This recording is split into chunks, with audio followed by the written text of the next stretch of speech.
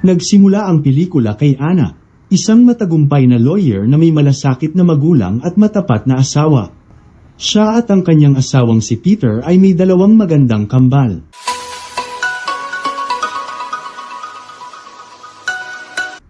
Si Peter ay hindi masaya sa katotohanang si Anna ay nagdadala ng mga kliyente sa kanilang bahay. Bagamat ipinaliwanag ni Anna na bahagi yun ng kanyang trabaho, pinatulog ni Anna ang kanyang mga anak at hinihintay niya ang asawang si Peter na dumating kasama ang anak nitong lalaki sa kanyang unang asawa. Si Gustav na anak ni Peter sa kanyang unang asawa ay nakatira sa Switzerland. Natanggal siya sa kanyang trabaho at ngayon ang kanyang mga magulang ay may daw-alang pagpipilian kung ipadala siya sa Switzerland o manirahan kasama ang pamilya ng kanyang ama.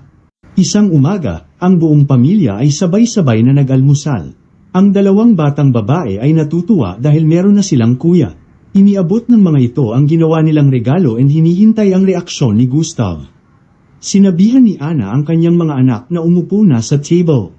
Samantalang nagsimula ng magsungit si Frida nang malaman niyang hindi siya isasama ng kanyang ama sa trabaho nito dahil isasama niya si Gustav para mag-shopping at makapila ng mga bagay na i-decorate nito sa kanyang kwarto.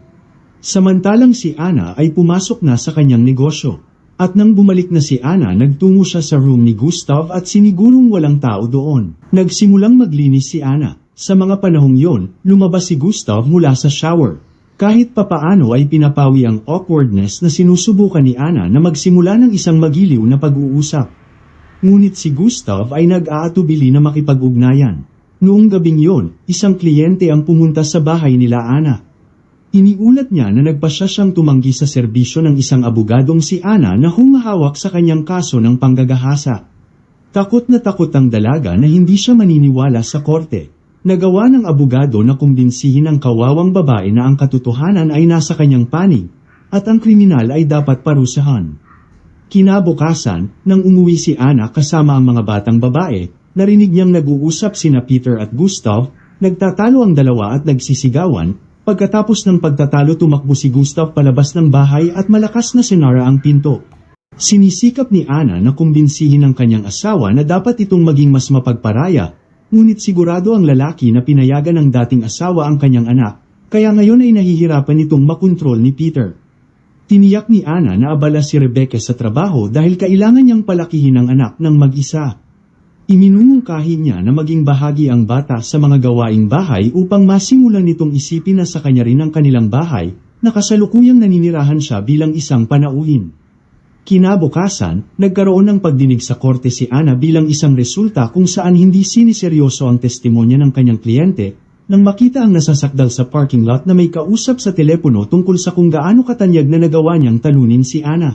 Ang abogado ay hindi makatiis at gumawa ng komento sa lalaki tungkol dito. Nang maglaon, binigyan siya ng kanyang amo ng mungkahi tungkol dito, tinitiyak sa kanya na kung ang impormasyon ay makarating sa hurado, ang babae ay kailangang magbayad ng multa at humingi ng tawad sa publiko. Walang pakialam si Anna, hindi niya itinuturing ang kanyang sarili na nagkasala ng anumang bagay habang pabalik sa kanilang bahay. Nakita ni Anna na sira ang pintuan sa harapan at naghahari ang kaguluhan sa loob. Matapos tumawag sa pulisya, ipinaalam niya sa kanyang asawa na ninakawan sila ng mga mamahaling kagamitan na alahas. Isang koleksyon ng mga relo at iba pang mahalagang bagay ang inilabas sa bahay. Sa sandaling yon, bumalik si Gustav.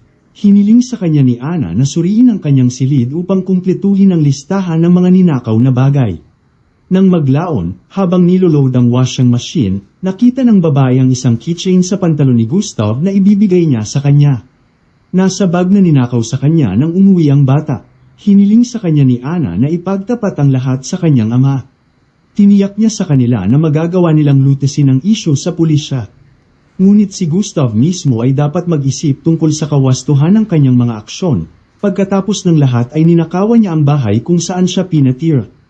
Iminungkahi din ni Anna ang pangalawang opsyon na baguhin ni Gustav at sumama sa kanilang pamilya bilang kapalit sa kanya. Katahimikan mula sa sandaling yon, ang binata ay nagsimulang gumawa ng lahat ng pagsisikap upang mapalapit sa kanyang bagong pamilya. Si Peter kasama ang kanyang asawa ay masaya na pinapanood siyang nagtatrabaho kasama ang kanilang mga anak na babae na nagmamahal sa kanilang nakatatandang kapatid. Isang gabi pagkatapos ng masyadong mahabang pagtatrabaho, nakita ni Ana na may dinala si Gustav sa bahay. Habang si Gustav at si Amanda ay nagsasaya sa itaas. Nagpatuloy lang si Ana sa trabaho habang pinakikinggan ng dalawa. Umuungol na umakyat sa kanyang silid at kritikal na sinusuri ang kanyang katawan, napagtantong nawala na ang dating anyo nito. Kinabukasan pagkabalik galing sa trabaho, mapaglaro ang babae. Hinihikayat niya ang kanyang asawa na isantabi ang lahat at makipagtalik sa kanya tuwing weekend. Nagpipiknik ang pamilya sa lawa habang nakikita ang mga bata na nagsasaya sa tubig. Ibinaba ni Ana ang kanyang ginagawa at sumama sa kanila. Siya at si Gustav ay nagsimulang magsaya sa isa't isa ng tubig. Sa puntong ito sa pagitan ng stepson at stepmother, nabubuo ang simpatiya. Umuwi sila ng halos madilim na sa labas. Nakatulog ang mga babae sa kotse at tinulungan ng ni Gustav si Ana na buhatin sila sa kama. Pagkatapos ay umupo siya at ang kanyang anak sa sala at uminom ng beer. Nagsimulang magkwento si Gustav tungkol sa kanyang mga libangan, gumagawa siya ng kanyang sariling mga tato. Pagkatapos ng ilang panghihikayat, pumayag si Ana na magpatato. Kinabukasan, pumunta ang mga kaibigan nila Ana sa bahay ng mag-asawa. Ang boring nilang daldalan ay medyo pagod kay Ana. Kaya pagkatapos ng ilang walang kabuluhang pagtatangka na gawing mas masayang ang party, medyo nalasing ang babae at nagpahinga sa balkonahe. Si Gustav, na dumaraan, ay nakita ang kanyang madraste na mag-isa at iminungkahi na pumunta ito sa bar kasama niya, at ang babae ay hindi inaasahang sumang-ayon. Pagkaraan ng ilang sandali, sinabi ng lalaki na oras na para sa umalis ito. Natigilan siya nang halikan siya ni Ana sa labi nang magpaalam siya, ngunit hindi niya ito pinapakita hanggang sa pag-uwi ng babae. Sinalubong ni Peter si Ana na may paninisi. Nag-aalala siya na nawala ang kanyang asawa at hindi man lang dinadala ang kanyang telepono. Pagkalipas ng ilang araw, umalis si Peter para sa isa pang kumpirensya. Habang si Ana ay nakahiga sa kama, hindi makatulog ng matagal si Ana. Bumangon siya at pumunta sa kwarto ni Gustav nang walang sabi-sabi. Sinimulang lambingin ng babae ang binata. Agad naming tumugon si Gustav sa kanyang madraste bilang ganti. At ang pagpapalagayang loob ay nangyayari na sa pagitan nila Ana at Gustav. Bumalik si Ana sa kanyang kama. Hindi niya maintindihan ang nangyayari sa kanya. Kinabukasan, binilhan ni Ana ang kanyang stepson ng mamahaling computer. Matapos malaman ang tungkol dito, nagsimulang magalit si Peter, at pagkatapos makinig sa mga argumento ng kanyang asawa, sumang-ayon na din ito ang tamang desisyon. Sa gabi, iniwan ng mga batang babae kasama si Gustav, ang mag-asawa ay bumisita sa pag-uwi. Sinimulan ni Ana na akitin ang kanyang asawa, ngunit pagdating sa pakikipagtalik, bigla niyang sinampal si Peter sa mukha. Bigla siyang nakaramdam ng inis sa paghawak sa kanya ng asawa. Makalipas ang ilang araw, muling nagtalik sina Ana at Gustav. Masaya sila sa banyo habang naglalaro ang mga bata sa game console. Maagang bumalik si Peter mula sa trabaho, ngunit ang pagkalunod sa sarili niyang pag-iisip ay hindi napansin ang pagkalito ng kanyang asawa. Sa kanyang maagang pagbabalik mula sa araw na iyon, ang madrasta at anak na lalaki na ito ay patuloy na naghahanap ng mga sandali. Alam nilang dalawa na ang pagsinta na ito ay ipinagbabawal at nakakasira para sa kanilang dalawa, ngunit hindi nila ito nakayanan. Maraming bisita ang nagtitipon sa bahay para sa kaarawan ng batang babae. Nagseselos ang tingin ni Gustav kay Ana habang niyayakap siya ni Peter.